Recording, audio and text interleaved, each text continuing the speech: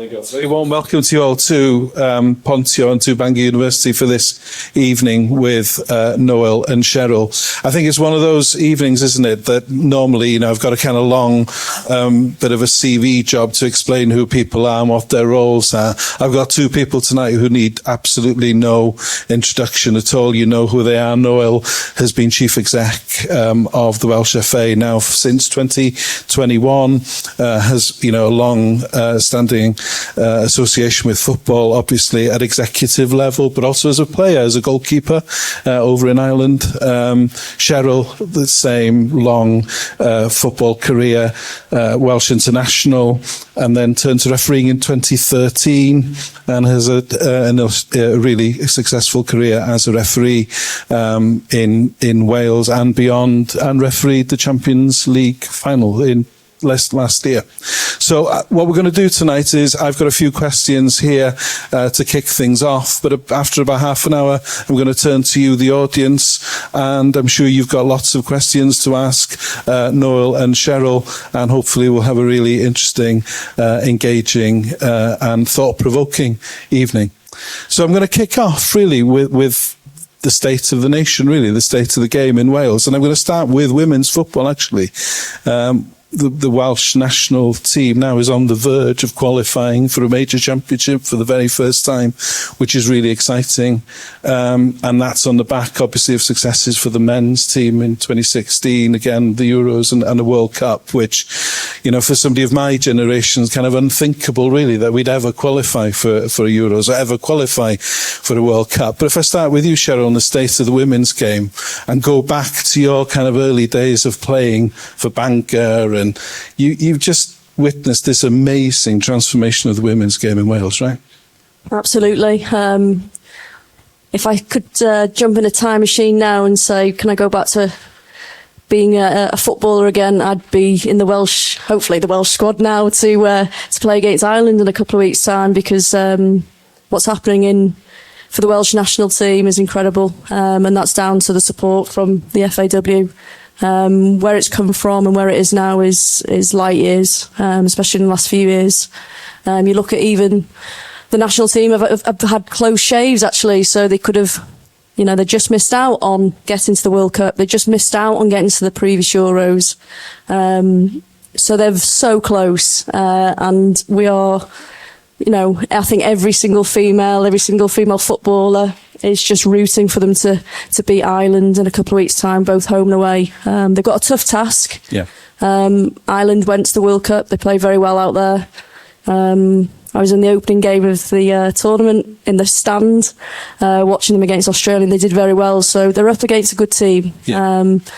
But the one thing that the girls have got is a lot of desire. They're passionate. They really want to get there. So hopefully they cross over the line. Yeah. And going back to your first experience as an international, I hear from the men's team certainly the extent to which it's been professionalised over the last 10, 15 years. So tell us a little bit about that first experience you had as a Welsh international. Oh, where do I start? The football kit was extra large men's. I've got that at home. My first ever cap was against Ireland, actually. We lost 1-0, but I won't talk about that. But like I said, even just the kit, I wore men's kit. It sort of came down past my knee practically. I was only a tiny little thing then. So the money that they've put into to make it as professional as it is now, female footballers are able to be a footballer as a living.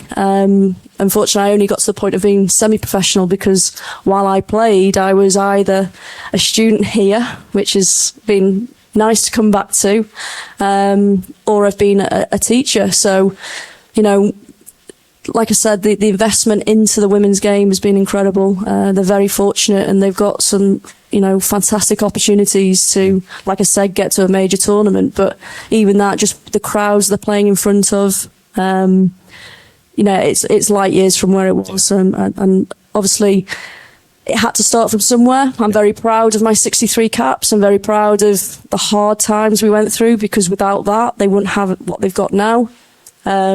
there was, I won't, Noel might not thank me for this, but for a couple of years, the FAW didn't support the women's national team. For whatever reason, I believe it was about budgets or something like that, but they didn't invest in the women's team. We didn't play for 2 years. So actually out of a career of however many years and 63 caps, we didn't play for 2 years. Yeah. But like I said, it's all changed now and all for the better. Absolutely. Tell us a little bit about that journey, Noel. You've been part of that, obviously, over the last few years, but what it's taken to push that agenda forward, and to, you must be proud of the achievements, obviously, of the team, but tell us a little bit about what goes on behind the scenes. Yeah, firstly, dwi'n hapus iawn efo yma. I'm sorry about the dress, by the way. I didn't realise that I looked like a student. She looks so lovely in your suit. We're not bothered about the way you're dressed. You've got the lovely FAW badge. I look like I'm on the way home from a Stone Roses concert or something like that. So sorry about that. Sorry about that. But look, I mean, the journey is really fast-paced, I can say. So, we're learning as we go, to be frank. When I arrived here, the men's team was very much settled. They had a lot of success. They had top players playing with the Real Madrids or Juventuses or Arsenals, wherever they were, and it was quite settled. The women's was coming. We had brought in some really good people to really drive the women's side forward, but we were still a bit off it. And over the last 2-3 years, we've really gone on to a new level. I mean, just to be clear, I wasn't here when Cheryl was saying they weren't playing. What I would say now is, just to give you a simple example, we go to Dublin on the 3rd of December. The players don't go Ryanair like we'll be going. They will go on a proper charter, even though it's only 40 minutes or 50 minutes, because they need world-class care. And I think this year, for example, is the first year where the budget for the women's national team has gone past the men's side. Wow. So we actually invest more in the women's national team than the men. And we've got to look back as well to say that associations in Britain banned the women's game for 50 years. So when people say, well, the money's coming off the men's game, why are you spending more on the women's game if it's not bringing anywhere near as much money? The truth is they've got 50 years behind because we stopped the game. So it's almost, psychologically almost reparation almost, because we stopped them playing. So it's not their fault that they stopped. The other thing is the growth in it is explosive. So when we play Ireland, for example, we will, and by the way, there's no split loyalty. It's all full on Cymru, I can tell you. I would sell my grandmother to be Ireland, to be honest with you. So and I have 2 grandmothers, so we've got home and away, so I could sell 2 grandmothers. So if, when we go, when we play in Cardiff, I saw this morning, we're heading towards 9,000 tickets already, miles ahead of where we've ever been. So we'll cross, I hope, the 20,000 mark, which is interesting because Craig has come in, and obviously we're getting great crowds. I think we could have a sellout maybe for Iceland, for example, our last game. But there could have been a situation where if things had been different, our women's national team for the first time would have had a bigger attendance, because they could go to 23, 24. And if the men hadn't performed, thankfully they are, but if they hadn't, we could have had a crossover there. Now, what you're seeing is big partners coming to our matches. So when we host Ireland, we'll have a room full of different companies and partners who are far more interested in the women's game than they are the men's game, which is really interesting now. And they're coming at us kind of going, we only want to talk about the women's game. So, for example, Admiral Insurance would be a company that would be traditionally associated with rugby, I would say. And they've been big sponsors of rugby for many years. When we met them a couple of years ago, they were interested in coming to the FAW, but it was the women's grassroots game they were interested in. So we're seeing people really interested in investing in it. And then you've got to look at who's around us. So if you take UEFA, one of the biggest sports organisations in the world, there's only one woman on the board. Yeah. And she's from Cardiff. Yeah. And she's part of the FAW, Laura. Oh, right. And that is deliberate by us, because we're coming at this thinking we can be the best in the world at certain things. So say coach education. If you take coach education, brilliance on men's coach education. So you name it. This week we've got Andrew Iniesta is coming to do his badges in Wales. Yeah. We've had Henri Martinez. You name it. It's just a plethora of managers. Top managers have come through us. Like Carlo Ancelotti sent his son to do his coaching with us, and he was on the bench. So the Champions League final, the men this year, was Real Madrid and Dortmund. David Ancelotti and the Dortmund manager, Nouri San, is now in Wales doing his badge. He's arriving on Sunday to do his pro licence, and he's the Borussia Dortmund manager. So they come here to learn how to become coaches in Wales. They don't go to England, they don't go to Germany or France, they come here. But on the women's side, we haven't yet quite got there. And that, is something we've got to be really mindful of, which is sometimes you can get something built up, but it's a lot of blokes working on something. I only ever played men's football, obviously. I only ever was in a male football environment growing up. That's all I knew. So even I question myself going, have I got some sort of unconscious bias when you're making decisions? Yeah. You have to keep questioning yourself, but thankfully the people around us, our chair is Alice Carlton, a recovering lawyer, she tells me. She's the chair of the board, so she will say, have we thought about this? Or Laura will often say, have we thought about this? Yeah. Cheryl, for example, one of the top referees in the world, clearly, if we talk match officials, have we thought, so we're surrounded by people who can guide us, but we feel it's a moral duty to give it everything it's got. But there is a truth to it. There is actually a huge benefit to us. We are on the verge of qualifying for Euros. We really can. And if we do get to Euro 25 in Switzerland, we can already feel the explosion our percentage growth in the girls' game is miles ahead of the men's game, all age groups. Yeah. You see under 12, under 14, massive growth, like huge, 40, 50% every year. But what we've got to do is build a lot of facilities. So our facilities were built for men. So any club you go to, the facilities were originally built for men. We're having to go back and retrofit with tens of millions of pounds, all these facilities and that's a lovely responsibility to have, I would say. So if we qualify for the Euros, it'll just be the next step. Like the men qualified in 2016 was an explosion of football in Wales. We've overtaken rugby as the number one sport in Wales, which is a big step for us in terms of interest, in terms of participation, in terms of attendance.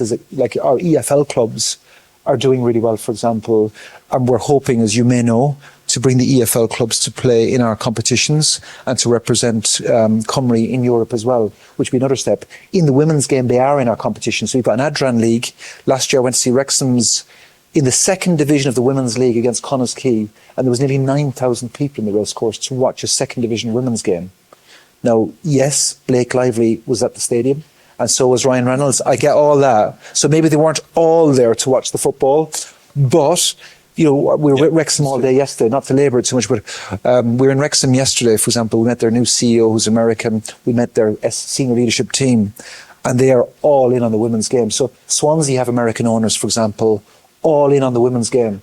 We had the draw in the last couple of days. We're in Nations League A with our women's team, for example. We're going to play against Italy, Sweden, Denmark, really good sides. And we have an opportunity to bring maybe one of them games to Wrexham. Yeah. And a couple of games maybe to Swansea and really drive numbers behind the women's team. But it's just a home run with the women's game, I would say, at the minute. Yeah, brilliant.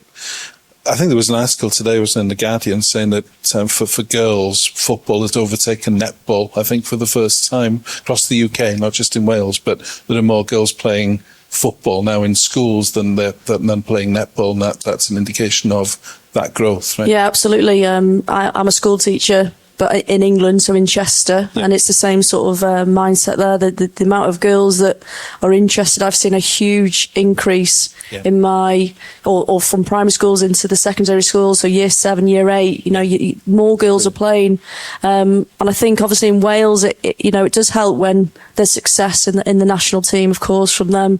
But I think, regardless of whether it's England, Wales, wherever, is that actually the Euros, when England won the Euros, the mindset, you could feel the mindset, and there's a shift of, right, girls can play, Yeah. And you say the whole country. What I mean by that is just the feeling of a home nation winning a major competition, a major tournament. And they didn't just feel it in England, we felt it here in Wales as well. And I'm sort of obviously proud that I was there as a representative for Wales in the Euros. So just having Wales talked about, just seeing, if you saw my name, you'd see Wales underneath it. That's progress. That's where we want to get to. We want, like Noel said, we want Wales to be at the top of everything. So yes, the coaching's there, and it's been there for a long time, by the way. But now we want it in women's football, both playing and officiating. Yeah. Let's take you to the club game in Wales for a minute. I mean, you're both obviously involved in that, and the Cymru Prem. I don't know, what is it now, November the 8th? I don't know if the New Saints have won the league yet. They probably will over the next few weeks.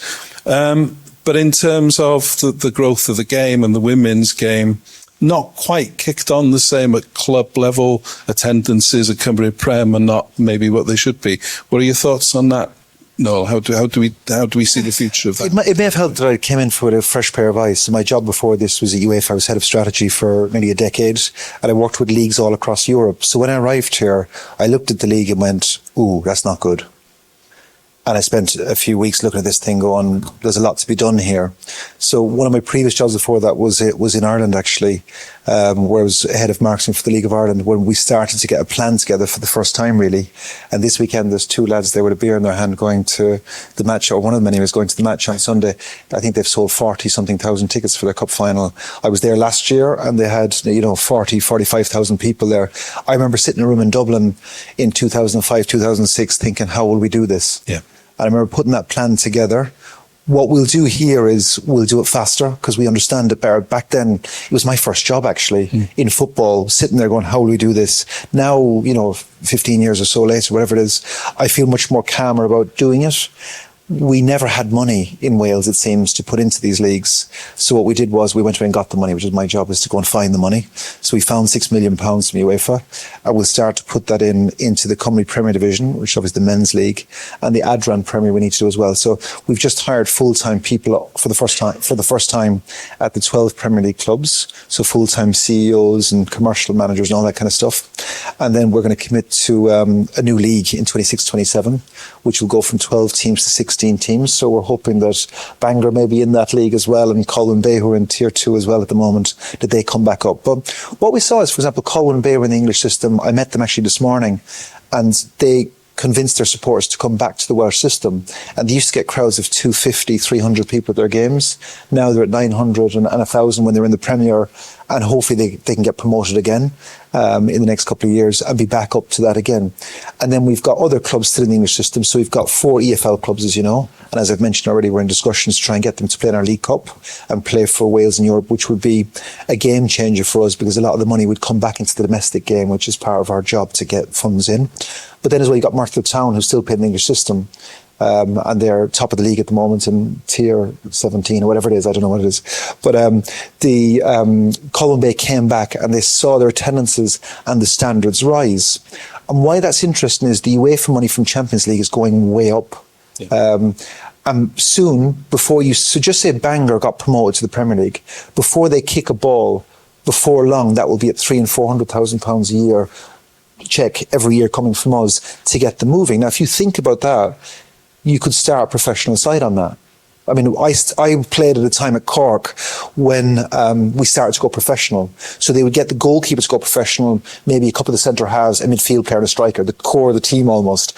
And then it starts the process of paying somebody's national insurance and different things. And then you start getting more and people get interested. So what I can see really clearly is we need to spend a lot of money on the marketing, the stadiums. We've got a lot of money put away now ready to go to invest into stadia. So we're looking at places like Nanpors. I think we'll put quite a bit of money in there. I spoke about Carnarvon, for example. We'll put money in there to straighten the ski slope. All that kind of stuff we're going to do.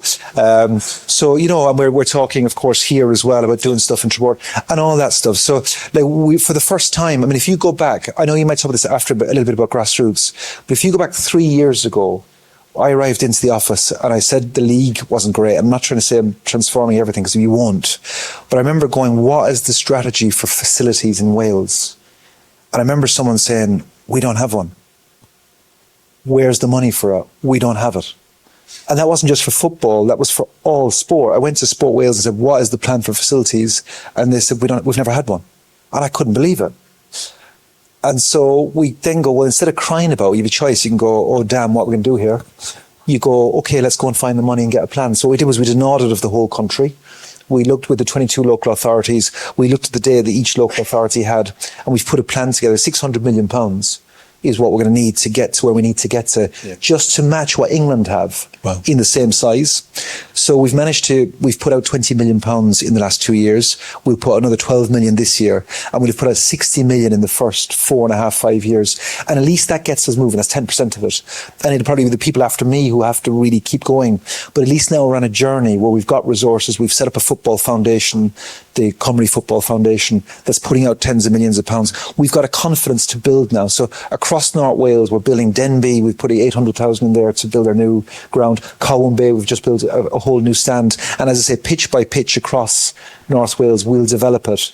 And there's a new confidence, I think, in what we're doing. So with the Cymru Premier, I don't just go big numbers. It's £6 million over the next couple of years we'll put in. Over the next 3 years, I should say, we'll put into it. But what we want that to do is to get the ball rolling. I really think the Cymru Premier Division will grow quite a bit because we're beside the biggest league on the planet. And if I was an investor, I would say, why in God's name would I buy Gillingham? I don't mean to pick on Gillingham. I don't know anything about Gillingham, actually. But would you not be better? Like Mike Harris at TLS, to be fair to him, has figured out the formula. The formula is quite obvious, actually. He's figured it out. Yeah. The formula would be, why wouldn't you buy Aberystwyth, for example? It's a city on its own. They could develop players there and build something quite cool. You could buy a club around Cardiff and you would get into Europe a lot faster. Yeah. And the European money's going like that. Yeah. So I think what we'll do is we'll get our house right first, because there's no point going out looking for investment if we don't invest. Now we can look investors in the eye and say, we're putting our own 6 million into that league, which we never did before. And when some clubs start to get some traction like they have in Ireland, I mean, the league finished in Ireland last week, there was sold out signs on a number of the grounds. You couldn't get a ticket for some of the games. We will get there. I have absolutely no doubt about that, but it's going to be a lot of hard work over the next few years to do it. The Women's League will be even faster because we've got Swansea City who are all in. Yeah. Cardiff City are getting there. Wrexham are absolutely all in. When you meet Wrexham yesterday, I think we spoke more about the women's game than the men's game. So, and the Americans are coming with so much partners.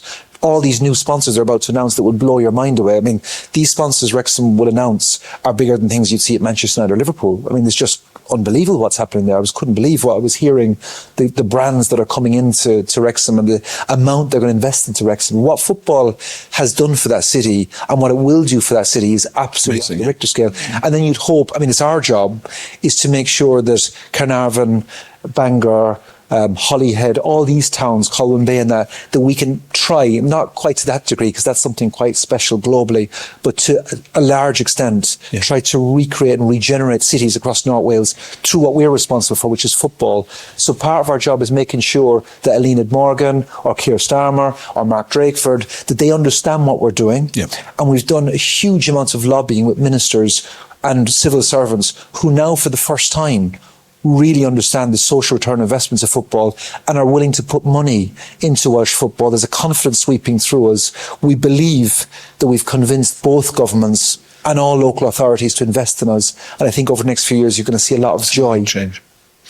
And I turn to officiating, because, I mean, you're at the coalface of this. You're involved in it week in, week out. And, you know, it's clear that there's been a marked improvement in officiating. Has become far more professional over the past 10 years or so. Where do you see the state of officiating in Wales at the moment? I mean, there was the issue, wasn't there, in Cardiff last weekend? There was a boycott and stuff. What are your thoughts on refereeing now as compared to when you got involved sort of 10 years ago? Yeah, I think like we've just talked about the league, we are on an upward trajectory. I believe that there's a lot of money being put into officiating in Wales. We're actually at the moment being coached and being ready for potentially VAR Light to start next year. Right. And that's a huge investment because it's not easy to, when Noel talks about the facilities of the clubs, you're talking about you need the facilities for VAR to be at the grounds. You know, you talk about all the stuff behind the scenes. It's not just the VAR and the officials doing the VAR, but the money behind that to get that set up in these clubs as well. And what I think from that is that the officials in Wales who are using VAR consistently, then they'll be recognised more in Europe. So they'll be appointed to European games, Europa. Why not Champions League? So we've got a real sort of massive opportunity with our officials to, I'm really hopeful there'll be another female official that will get to the next World Cup, Euros in a few years' time. There's a lot of investment in the female referees structure at the moment. But in the male side, then why not? I think we want our teams to get to these major tournaments, but it'd be even better if we got some officials there as well. Yeah. What about, obviously the media make a lot on the abuse referees get. You've been subjected to that in the past, obviously. But, young people who want to get into refereeing and are turning away because of the level of abuse they get. There was a study, wasn't there, about the level of assaults and the level, and all this kind of stuff. Again, you're close to it. What was your feeling on that? Yeah, of course, football's a passionate game. Fortunately, because I've played it, I sort of get it a little bit more that, teams just want to win. Managers their jobs are on the line, for example. So we get it. It's just that the level of abuse has sometimes gone past the point. It's just too much. Yeah. Like you said, I have been subjected to abuse. Not in Wales, I'll be honest with you. I might have had a few double takes now again when I turned up to games at the start. But I've only ever had real support from the people of Wales. In every club I go to, I'm welcomed with open arms. But the abuse is there. Like when I was in the World Cup, I did the 3rd and 4th place game, went to my phone, I'd given a penalty against Australia. Next minute, my phone had erupted and it was full of abuse into my Instagram. Sorry about that. Yeah, but I had to learn how to, with my colleagues, learn how to turn it all off so I couldn't get tagged in anything and not be subjected to that. So it is out there and it is tough. Refereeing is probably one of the hardest things I've ever done, if I'm honest. Because we don't go out there to make a mistake. We go out there to actually not be seen. Our job is, if we can just get away with not being seen, it's a good thing. Yeah. The game's just played and it's flowed. I don't know if it's something that the Welsh FA will look into, but I know in England they've started looking at body cams at grassroots. I know that issue in Cardiff, we were talking about it before we came and sat down. But what was really good about that Noel was telling me is that the FAW supported the association. They supported the Referees Association by, I don't know if you know the story, but basically a referee was subjected to a lot of abuse and was chased off a pitch, I believe. And then the Referee Association said, OK, next weekend, you're not having any referees. Yeah. And remember, without the referee, there's no game. There's no game, right? And we have to keep, that's the message we need to keep drilling home. Without that referee in the middle, there is no game. So why is that not respected a lot more? But what was really pleasing to hear from Noel was that the FAW supported that whole process, because you've got to put your foot down. You've got to say enough's enough. We get passion. We get disappointment. We get that you'll be frustrated if I give a penalty and maybe it's not a penalty. Maybe, hopefully with VAR that we have next season, that will improve the standard of refereeing again. But, we do have to have a strong stranglehold on abuse, because at the end of the day, the referee is a human being and they're only out there to do the best. Yeah. Noel, I don't know if you want to... Yeah, very much. the thing is that some of the incidents, they're coming from society. Yeah. So that means there's an incident, for example, I was involved in recently where it wasn't actually involving the club as such. It was people who were at the match. And you're going into, football is very much a sport for everybody. But it goes into communities that, have got lots of issues, of course, as well. And them issues spill out into football sometimes. And football, as we know, is a very working class sport. And as some of the communities you're looking at, have other issues going on. And it just so happens that football is an outlet for some of the, I don't know what comes out. So, like with us, we've grown the number of match officials. So we've got, for the first time, someone over the last couple of years just to focus on the recruitment and retention of match officials. So we've grown actually quite a lot, the amount of officials coming in. The issue, as you quite rightly said, is keeping them. So if someone comes in, they should have an experience that's really nice, and really pleasant and positive.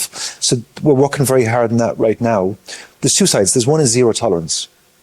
So you've got a balanced zero tolerance with the fact that there is justice for everybody. So it's like talking about, I don't know, the death penalty, for example. You know, if you get that wrong, that's quite a serious thing to get wrong if you make a judgment on that.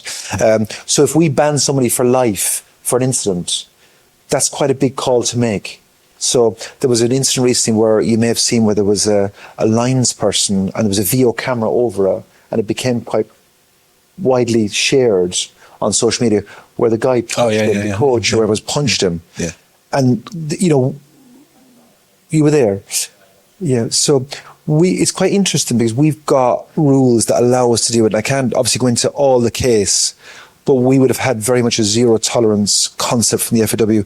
It wasn't dealt with by the FAW, funnily enough, because anything below tier 3 is dealt with at the area association level. Exactly. So that incident, as an example, is a very, it's your club, sorry. That's a very serious thing. I mean, to have yeah, exactly. So, but it's difficult because people do have things going on and that kind of stuff. So we've got to make sure we get the balance right between discipline and then also the education side of things as well.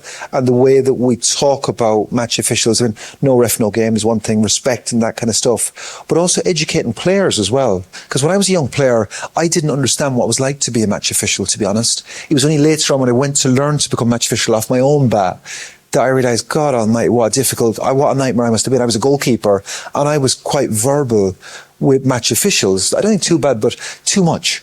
And no need for it. I wasn't helping anybody. My dad by a match, referee who said, the problem you've got is there's 11 cheats at any one time, and then cheats switch to another 11 cheats at the decision of a referee. Yeah. So it's one of the ones we've got to get the balance right. We're always saying, have we got this right? You know, over the next few years, we'll invest more and more in discipline, in education, and in making sure that we've got our structures right. You know, to make sure if things happen, we do it in the appropriate and the right way. Yeah, I just want to add to that with the education. When I played as well, and I wasn't. The only time I got a yellow card was normally for dissent, actually, and I did not appreciate the referee. When I played, I didn't appreciate the referee. So when I sit here and say, "Oh, no referee, no game," I wish I knew that when I was younger. So the education starts in the academies. It starts with us going in there to speak to these players, to get them to understand, you know, the fact that abuses shouldn't be tolerated. And I think as well, one of the things that I've always advocated for is that if a management or a coach gives abuse to a referee, is that they should then referee a game. You go out in the middle and see how hard it is. Yeah. And I do think there's something in that, you know, rather than it being a ban or, you know, a fine, you know, money, I just think, why not go out and do an under-12s game? Because I tell you what, some of those under-12 games are, you know, when I first started out refereeing, I was doing on a Saturday morning, under-12s, under-14s, they're really hard on your own, you know.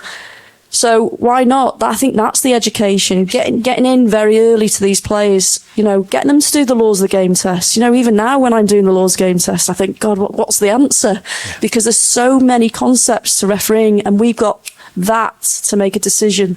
We see it in a blink of an eye and we've got to make a decision while thinking about, you know, the considerations, thinking about what's just happened, thinking about the temperature of the game, thinking about, have I seen it right? Is it a yellow? There's so many things. Like I did a study to one of my games. In 45 minutes, I did something like nearly 350 decisions. And I'm not talking about when I gave a yellow card or when I gave a foul. I'm talking about non-decisions. Yeah. Does that make sense? Yeah. Is that a foul, yes or no? I've not given a foul, carry on. Is that a throw-in? Is it not? Is it a goal kick? Over 300 decisions in 45 minutes. Tell me what profession has to deal with that many decisions under that much pressure. That's good points, isn't it? Really good point. We've got Mike, you want to pass about, unless you want to shout. Please feel free to ask questions. If you put your hand up, we'll bring the mic to you. We'll start in the front here. I'm sure there's lots of interesting questions out there, so...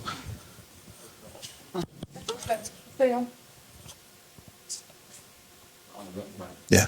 So going back to what you said about referees obviously needing them desperately and things like that, you were saying that referees are on the up in Wales, I've been a referee on Anglesey for 10 years now. I started off in Sunday League.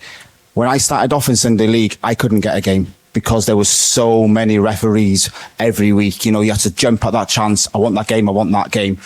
Now, I can't get enough. They are coming at me faster than I can get them in with my job and stuff like this and my family life. I just feel that there's on Anglesey, or there's not enough protection, like you said, for young referees to come in and do what they need to do in an adult's game, a child's game. You know what I mean? I've seen parents run after 16-year-old kids as a referee because they've sent their son off or they sent their daughter off. Now, that's not setting a good example. And, you know what I mean? It's not something you want to see in a game. Now, I've got a game tomorrow morning. I'm in Amalloch tomorrow doing the kids' game, under 14s, I think it is.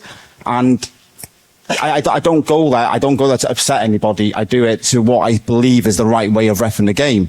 But you've always got that thing in the back of your head thinking, you know, if I've got to send that child off or give him a yellow card, what's the reaction of that parent going to be? And they're not setting an example for not only for their child, but for the future line of referees that are coming up. And we do not have enough referees. I see it every week on the referee WhatsApp group that we're all on. You know, desperately need a referee, need to do this. And you just can't fill those spaces. The development for referees here in Anglesey or in Gwynedd area is just not coming through fast enough. I personally believe, I just don't feel there's enough protection for referees if you want to bring them up from a young age. Yeah, I think you've just got to also understand that football is a very popular sport now, so therefore there are more teams entered into the league. The more teams into a league, the more referees you need. So we are catching up as well, by the way. You know, I know that Noel is a big advocate for officials. You know, he might speak, you know, in a second about it, but we do appreciate that we are on an upward trajectory, but at the same time, there's still a lot to be done within grassroots refereeing, mainly because of what you're experiencing there and the worries behind it. So I do know that there's something, you know, that we're aware of, the FAW are aware of, that within grassroots football, we need to make sure there's a clear pathway for referees. We need to make sure that there's a clear understanding about the support that's needed for refereeing, whether that's through blended learning to start with and then face to face. But I do know there's a team that are working hard to make sure that officiating, and apologies, we're talking now probably maybe tier 2 upwards, but we've got to start from somewhere. And I think that once you've started somewhere, and Noel's a big advocate to get things done. I know that about him. And what I like about him as well is that he listens. He'll listen to this now and he's like, right, what can I do about it? But I think it's important, the story you've just said then, but the more teams are created, you think about sort of they might have, I don't know, Conway Devils 1, 2 and 3 or something like that. The more teams there are, the more referees we need.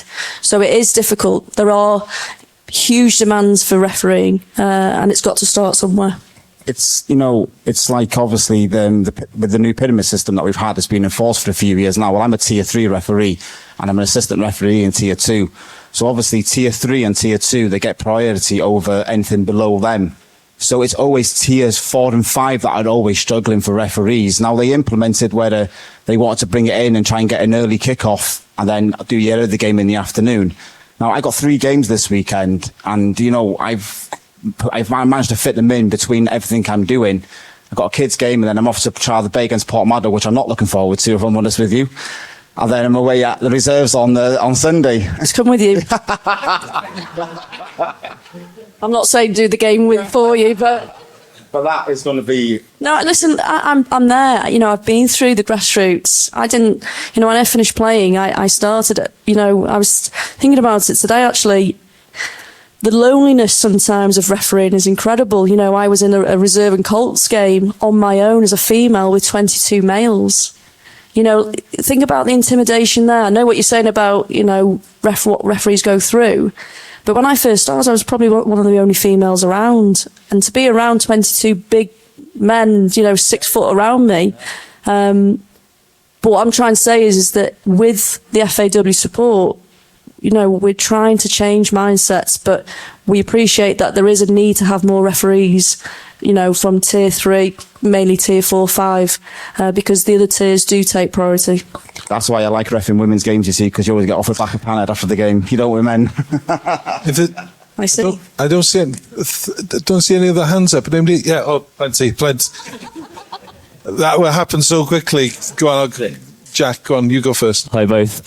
You touched on the potential introduction of VAR or VAR Lite. Now I understand the necessity to sort of professionalise the league, given sort of the teething problems and the continued difficulties with it at the highest levels in Europe, and the sheer refusal of it in sort of the Allsvenskan in Sweden. I'd be intrigued to know sort of the rationale behind the sort of implementing it, the costs behind it, and then from an officiating point as a further point. But I'd be intrigued to know, Cheryl, what do you actually think of it as well? I'll let Noel go first. Yeah, I was going to say, you'd know. So from our side of it, we've got a whole new league strategy. So we're trying to take it all in the round. Everyone has to win from this. So you can't have the players win, the clubs win, the match officials are just in the same boat. I mean, I really enjoyed that feedback. I'll pick that up with you later. But we've got a match official group, and they're always talking about how do you develop our match officials. So we always look at it, so okay, the £6 million are put in, obviously the vast majority of that goes into full-time staff of the clubs and different things, but we wanted a portion of that to go towards match official development, and we looked at what were the thing we could do that would help take us a step further in terms of the quality. Now the VAR you're talking about, so if you take Scotland, it's gazillions of pounds, there's all sorts of stuff going on. Ours is basic. When I say basic, it's not on just a mobile phone or that, but it is, there's no lines being drawn or you can see a kneecap past someone. It is getting our match officials the chance to experience VAR and to make sure there's not a really clear and obvious thing that's happening in a match. Because things are, I mean, you just heard about the amount of decisions and things that are happening, to make sure that something, so if we're playing against each other, sometimes I could punch you and the angle of that punch, someone can't see behind you. Mm. Whereas from the cameras that we have, something really clear and obvious we'll be able to see. It won't be drawing lines for offside. It's just if you're way offside, we can see it clearly you're offside, then that will help the match official to make a decision. It's simply a guide. That's all it is. And it's, in terms of costs, it's very, I can't believe the deal we've done. I'm not saying we've gone to Aldi to buy the VAR, but we've gone to a really good company, actually, Dartfish. I don't think they can believe, because they're trying to get out of the deal now. So we're working really hard to keep them in the deal. But what we've managed to sell them is, if you take two Irelands, for example, they don't have it. I think around 40 countries in Europe of the 55 have it now. Sweden is an outlier because of the fan kick-up, but Sweden is always an outlier. Sweden and Norway, they make decisions that are based sometimes on societal issues of some sort, and it goes outside of the association's control sometimes. But associations that know what they're doing and have a clear sense of what they're trying to do and are in control of the decisions, I would say as well, are all going this way to give, like Cheryl has managed to get to the top of the world in what she does, you know, having to kind of do a bit in England almost, and to get things done. We're trying to give the next Cheryl a chance to try to do the whole pathway in Wales and to be able to go on to do World Cup finals and, you know, through us. But the cost, put it as the cost is less than £200,000 a year. Sure. So across the next 3 years, we think that's a very proportionate investment. And we think that, like, it's funny because some people say, why are you getting VAR in? The next week, I'll have loads of texts and messages on my phone saying, you need to get VAR in because that decision was terrible. And you're like, well, make up your mind. Yeah, well, we've made up our mind. Yeah. We're doing it and we're going with it, and we don't make any apology for trying it. We got a question there and then another one here, and somebody here put their hand over here as well. Yeah. Yeah. Hello? Oh, yeah. Sorry, this is a bit of a long-winded question, so apologies. You haven't got all night stuff. Yeah, sorry. You got to get on with it. So the local team where I'm from were playing Wrexham women's team a couple of weeks back in the Welsh Cup.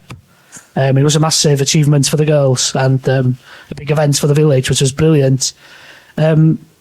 Since then, we've had an email from the league to say that our facilities weren't up to scratch, which they're very poor at, you know, and we have got a grant in with the FAW to kind of sort out the pitch and stuff.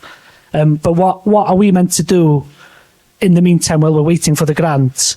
Is it kind of stifling enjoyment in the women's game and the men's game as well by having like professional standards. We've got 3 or 4 young girls who play for that team. They don't drive. Is that going to stop them from playing because they've got to go to a more professional ground? So it's just kind of we've had a complaint to say that we're going to be having to go to a different ground now to play our games because we don't meet the criteria. Is that kind of... Yeah, and while we're waiting for You'll appreciate this is not a club AGM, so it's not one where you bring individual questions of clubs to us. But, I mean, the point is a good point in that we've always got to look at the balance between standards to improve development. So the reason licensing came in and standards came in was so you wouldn't have a player getting injured and there's nobody around to help, and a player's got a broken leg sitting on the ground, there's no doctor at the top level, for example. Things like that. I've seen a player before licensing came in, get injured on the pitch, and they took the door off the dressing rooms and lifted the player off with the door of the dressing room. And that doesn't send a great image for the game when you do that either. So licensing is a development tool, is trying to strive for better things. But then sometimes I think we've gone a bit too far. So, like, for example, just as a simple example, we've got a license system. In Wales, it's a really strange system. You've got tier 1, tier 2, tier 3. I think we have about 100 clubs in our pyramid. That's the same as England's top flight. And they've got a population of, 60 million. We're at 3 million or so. And we've got the same amount of clubs actually in our top flight. So we're actually reviewing, do we need all that we license all of them. So we send someone out to look at all 90 odd grounds. And you're kind of looking at a village and you're kind of going, do they need to have a 100-seater stand when there's about 4 people at the match? Yeah. If they're lucky. And you're kind of wondering sometimes, are we sometimes a bit too bureaucratic in it? So, like, what I would say to the competition, like, we're building an association bit by bit. So if you take match officials, for example, when I arrived, there was one person who was walking out the door when I arrived. That was it. Now, we're 3 or so. We're actually 2. We had 3, and P. Jamal stole one of our very good people. But at least we're showing that we're building out in the referees department. The same in competitions. Very small competitions team, tiny, dealing with all this stuff. And we didn't have club development people out working. So just a simple example, when I started, there was 65 people in the whole FAW. Now we're 180, and that's 3 years. So that's a lot of growth. That means unit by unit, you're hiring, you're building people. And they might do a rule in Cardiff that says all tier 3 teams must have a 100-seater stand, but it actually doesn't work. So we're reviewing now. It might not help you for the next few weeks, by the way, but we're reviewing now the standard of licensing, or are we overburdening some clubs? Just let them play. And We've got one here and then 2 questions over here, I think. So start with you. Yeah. In the front here and then over there. So go on. Thank you very much, both of you, for your time this evening. Question maybe of a bit of a different nature. We've talked a lot about footballing matters on the pitch, off the pitch, but I actually wanted to ask a question regarding your commitment to the Welsh language and culture. I think, for the first time, we've now got captains of the men's team and the women's team, both Welsh speakers. Ben Davies speaking Welsh in the World Cup, fantastic. So I was just wondering maybe if you could give an insight to some of the discussions behind the scenes, whether it was a conscious decision to do some of these things, your commitment as a footballing association, and your Welsh language strategy.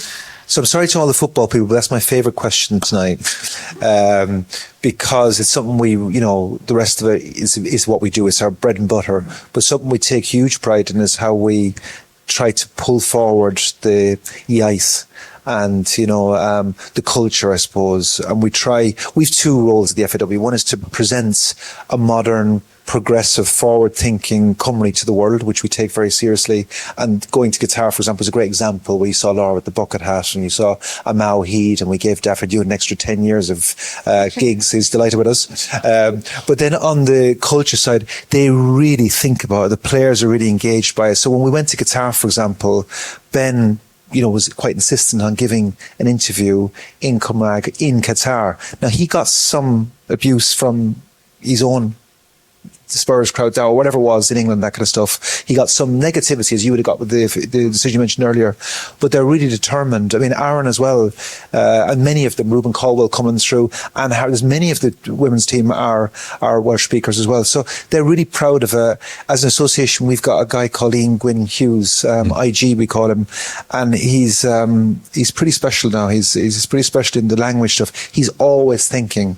We've Jess Fishlock doing Iaith ar Daith at the moment. We're trying to get Craig Bellamy to do Iaith ar Daith. It might be a struggle, but we'll get there. But we're working really hard on the language. So we've got a festival, for example, called Arvan, which is about, we're working all across the west of Cymru, trying to do festivals which aren't about football. They're FAW, but they're about culture and music and identity. I think what we've built with the bucket hat, with the fashion, Adidas love us, for example, because we've managed to make that whole Adidas DAPS, what they call in Cardiff, the trainers, really cool. They sell a lot of gazelles through us. So we've managed to build a kind of brand that's Cymru cool, as they say. My wife's Estonian, and one of the first away games I had as the boss here was to go to Estonia and play. And I walked into a bar in Tallinn, into a load of Iwal Goch, and they were all speaking in Cymraeg to each other. This was in Tallinn. And I couldn't believe this, because as an Irish person, I'm quite jealous that we've let the language fail and fade into a large degree. Here, there's almost a resurgence. I mean, I live in Cardiff, and the shop I go to, the local shop, people are speaking Cymraeg quite normally to each other. But in the association, we take huge pride in it. We've got language lessons. You can find them online, how to play football in Cymraeg. We've got a full-time tutor in the FAW who travels around our 3 HQs, trains the players. So Ollie Cooper, for example, is studying Cymraeg. His wife is a newscaster on S4C. So he's learning Welsh with us at the moment. Lots of the staff go in the canteen and speak Welsh to each other all the time. You hear people speaking quite regularly. So what I would say, for us, it's a real priority for us. It's one that, even changing our name to Cymru, I see we're going to Ireland. They actually have the advertising in Ireland, Republic of Ireland versus Cymru. So, I mean, that should be ERA versus Cymru, funny enough, as an Irish person. I'm quite embarrassed that we're going to a country they're not using their language, they're using our language. So it's fantastic that even away from home, they call us Cymru now. So we've managed to do some steps, as I say, with the players, Anne Harrod and Ben and that. They really take great pride in using the Dragon to get the language out there, particularly internationally. So that we always try and do questions in Cymraeg. And I think, to be fair, S4C are huge partners to us, and we spend a lot of time with them. And I think over the next few years, we'll go further and further with that. We'll develop more and more opportunities to promote the language. And it's something we're really, really proud of. I think it's fantastic. You've done so much as an organisation just to normalise the use of the Welsh language in general, outside of football. And you speak about S4C, hearing people like Gwennan Harris, John Hartson, they're not speaking this textbook Welsh either. It's normal. Yeah. So again, thank you. Yeah, Gwennan Shines get me, I'm back on Duolingo. That's how, because she wants me to obviously speak Cymraeg so that I can be a co-commentator at some point in my career. Yes, Emily. Question in the front here. Yeah, apologies first. I joined Amlock Football Club just over a year ago to learn Welsh, but the words that I've been taught by the ladies, I don't think they are actually Welsh. So I'm working on that separately. My question is probably a little bit different. You've talked about facilities, obviously officiating games. Mine's about inclusion. We have a situation, because I am on the island, on Anglesey, on Ynys and we haven't got a Cardiff, we haven't got a Swansea, we haven't got a Newport. So actually getting recruitment. My background was in a hotbed of football in the northwest of England, and I could have probably picked from 20 different teams. I'm lucky if I can get a pathway of every age group. And you have a ruling in the Advent League that if you've got 2 15-year-old players at elite level, they can play open age football. And I'm just wondering if it's something you can consider and take back, that you could actually open that out to maybe some of the grassroots areas, because I've got a 14-year-old girl that turns 15 next week, can't play football because there's no team for her to play. And at that age, if she's not playing football, in 12 months' time, she's off the game, she's off the thing, and she'll probably fall out of love for it. As a side issue, I've never seen someone with the best first touch, both feet, at that age. And I've been involved in football for over 30 years at a very, very high level. And I just think that if you could take that back and consider it and open that door. But what I will say is, Anina's Mon is our head of talent ID, Gus Williams. So I hope he's seen her play, because maybe she'll go on and play for Cymru one day. Oh, she's not playing. Well, that's a really important point. So, last night we were in Wrexham. We're on a big governance journey. And 3 years ago, we did this thing called Sustainable Association for the Future, which we had 80 big changes to the association, serious governance changes. And it was quite difficult because, yeah, you're changing things. And we got that through by a whisker. And we set about changing the association, which is really important. We're now going back with 31 new changes, which will change how we make decisions. So what you had in Wales, which is quite common in football, how it's built up, a lot of committees, a lot of them, and big ones. And they would make decisions, at committee level, and there could be all sorts of conflicts of interest with their own clubs and sorts of things. So we're on a journey to make our organisation much more executive driven, based on insights and data and what's the right thing to do, and not committees, basically. So wish me luck on that journey. I'll need it. But we're going really well. I mean, we've managed to build, because we've had a lot of quick wins over the last few years, the council and the game trusts how we're managing the administration of the game, which means you've got a very good chance of getting these changes through. And when we do, then we'll be even more responsive. I think we're relatively responsive, by the way, but I think we'll be even more responsive to issues like that, because they can make a blanket rule saying the 15-year-old can play up or not, whatever it is. And they genuinely would think that's the right reason. Generally, they will think that's the right reason.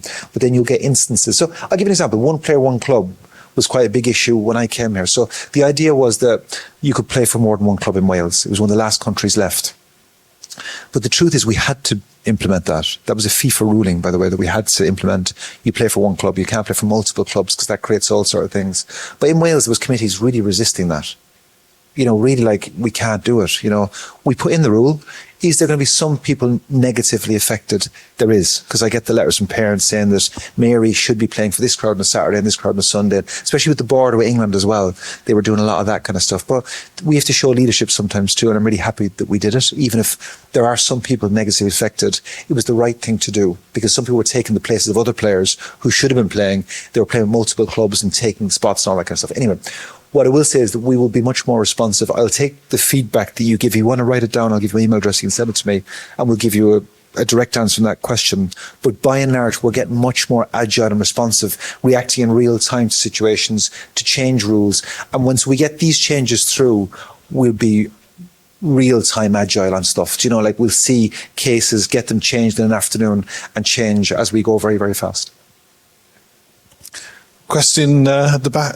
Yeah, hi. Yeah. Sorry, it was sort of stolen a little bit with the cultural aspect of it, but I'm coming more from an academic background. I've just begun a PhD in the university that'll be looking at the footballing history in North Wales. So obviously the inclusion of Darlith and things like this has been really prominent, something that we'll be looking at with that. I was also curious about the Island Games associations, and I know that Cheryl was referee for a few years ago in Holyhead for that final, which I was involved in, which was really cool. And I just wonder whether there'll be more inclusion for that side of things. I feel like I didn't know about it until a few years ago, and I was a player and I've been playing all the way through. I wonder if there's more scope for better advertisement of that, a kind of emphasis on how culturally it can be really important to represent an island. I know it's only an island in the whole of Wales, but it's still quite significant. You meet a lot of people from different places. It's a great experience. So I just wonder if you could talk on that a little bit. Cheryl, do you want to first crack? Well, yeah, I forgot I did that final, actually. I hope I did okay. I was probably more aware of that when I played for Bangor City. Coming from Llandudno, there was a couple of girls that played for Bangor and then represented Anglesey, and they went off to Isle of Man and all sorts. And it was, for them, it was a great opportunity to play more football, like you say, to experience different cultures and places. So that is my only experience from it, is to hear from fellow teammates that have played for Anglesey. And like I said, I did genuinely forget that I did that final, but what I do now remember is in Holyhead, right? Great atmosphere. I don't know, there was hundreds from my memory, you're talking about atmosphere in Old Trafford a few weeks back. I think it probably matched it from my memory now. But yeah, great occasion because the football was good. And I think, like I said, it gives female footballers more opportunities to play more games at a high level. And just in terms of promotion, there's a man called Trevor Lloyd Hughes from Inismon, who was president of the FAW, who's a huge advocate of the Island Games. So I hear about the Island Games a lot more than I probably should. But yeah, he's a huge pusher of the Island Games. And they're bidding, I think, again. I was talking to Inismon Council. They're bidding again, and we'd love to get behind that because it'd be fantastic to do it, to get behind us up. Yeah, so we'll get behind it. What I mean by what you said, if you come over on the island, Okay. maybe they're working in the council, Yeah. development, Yeah, that's right. Look, I mean, if there's one that we're presented with to do, we'd love to get behind it, of course. Right at the back over there. Yeah, so I grew up in England and I played at the youth level and stuff like that. And but I picked up an injury when I was in under 14s and I've never been able to play football again. And I sort of thought when I was that age, because of the culture, I think especially in England, I don't know how it is in Wales, but that my life in football was done.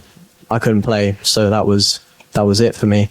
And I wanted to ask what you would say to what you think for the next steps are for young people to realise that maybe there is more to football than playing, that there's executive positions and like refereeing and linesman, all this sort of stuff that I maybe if I was exposed to it when I was younger in England, that maybe like I would have been able to carry on in football. And if Wales has like that sort of idea for young people, like you were saying earlier about getting refereeing and young and that sort of thing of like I can't play football and I'm starting to think now I might be getting too old to ever get involved in football again. But I think, yeah, that's my question basically, is how you would propose to bring young people into football outside of playing. You're never too old, by the way. I was 33 when I started refereeing. So my career was as a footballer, playing the WSL for Liverpool and Doncaster. And I came to the end of my contract.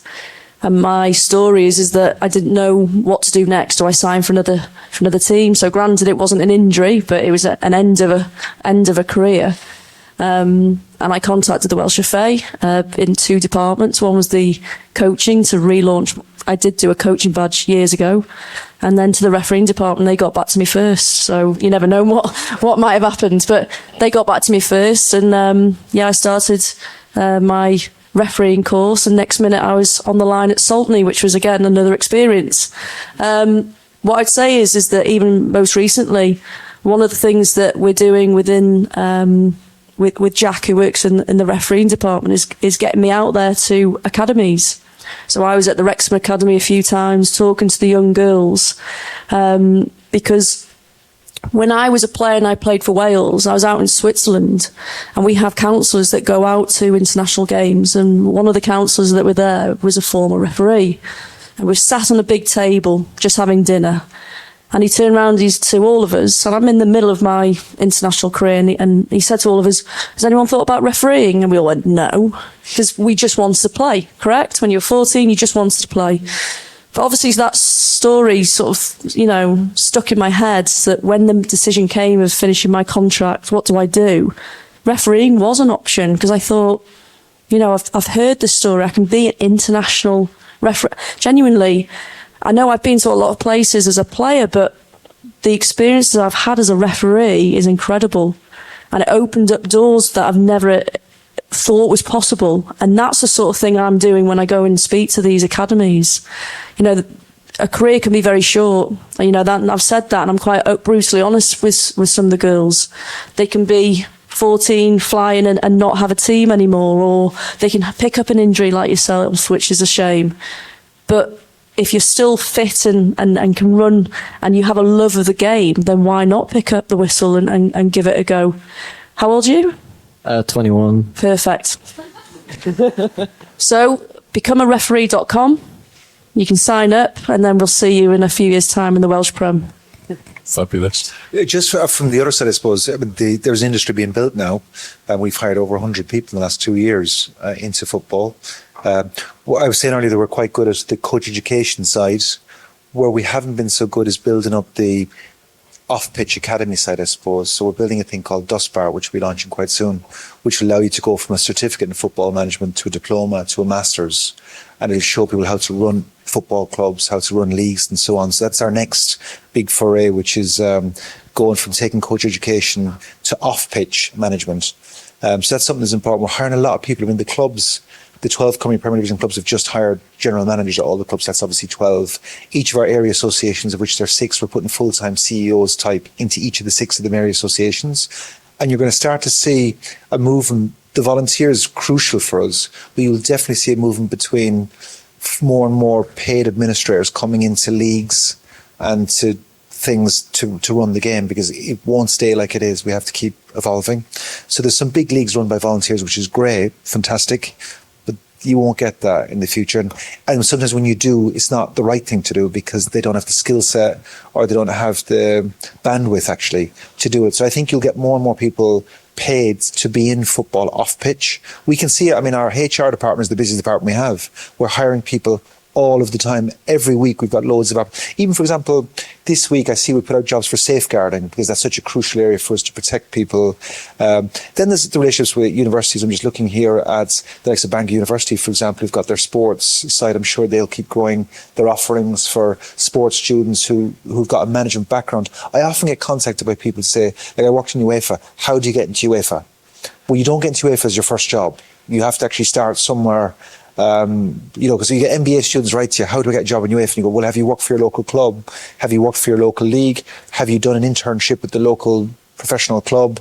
Have you, worked for your home association? And they say, no, I just want to go straight into UEFA. And I used to think that was quite ambitious. You think, my own time was, I still am the president of my local village club where I started playing when I was 11 or 12. Then, my local professional club, I worked for them while I was a player. Then you've got your local league, I worked for them. Then the National Association, I went into the lowest level there.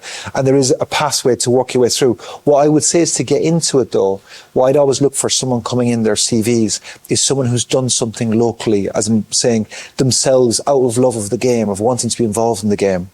So if you see someone who's volunteered to a club saying, I'll do an internship for you and I'll develop your marketing or I'll develop your governance or I'll do something on your, structures of the club, strategy of the club, that's a really good thing to do, because when you come in for an interview, then you can talk of real life, of what you've done for a club, rather than someone coming out of college saying, yeah, I've got all these great things. And that's important, whether obviously the academic stuff and the skill sets and that. But if you've actually got real live experience of being in a club, and it costs nothing, an internship you can give to somebody, do some volunteering in a club to build up the CV, I would say. And the university here I'm sure you know it, but you're seeing more and more courses for sports management, growing like mushrooms everywhere. And it's because the industry is building. Our clubs, as we invest more into the Cymru Premier, for example, in the Adran League, you'll see more and more full-time people. Even on the performance side, we're getting the psychology, for example. That's a new line in our budgets massively, sports psychology. So we bring in Craig Bellamy.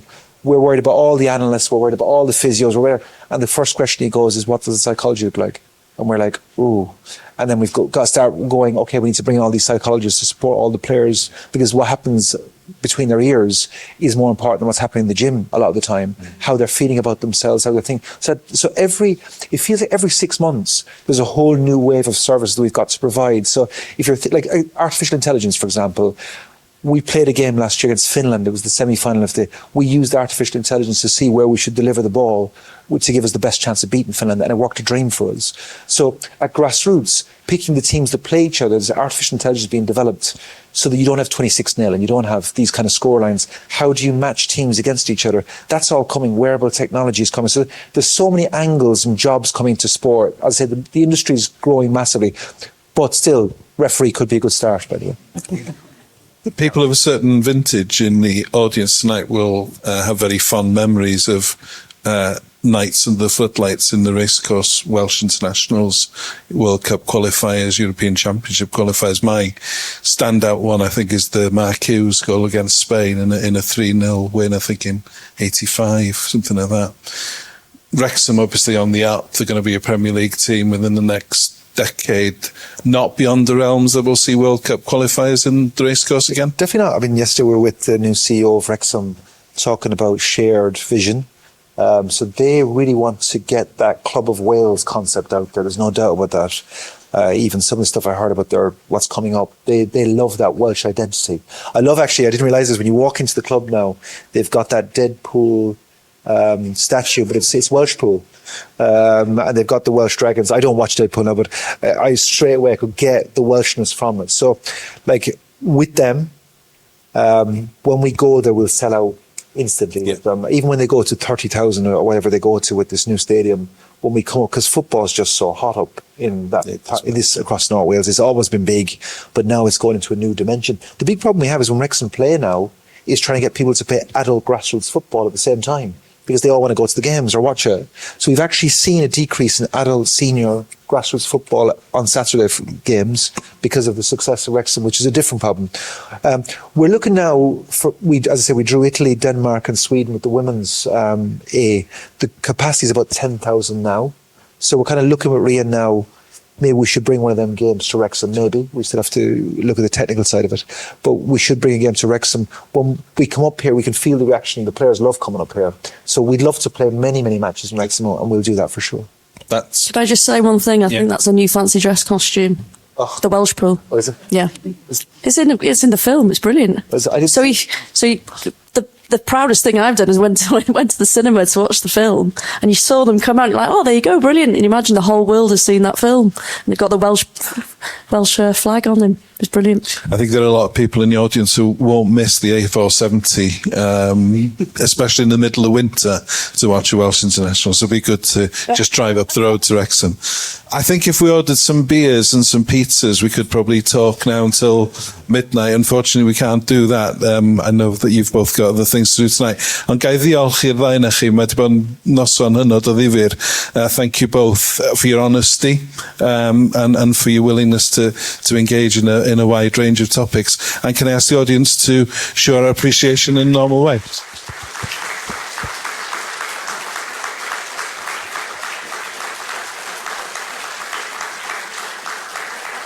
Thank you. Diolch.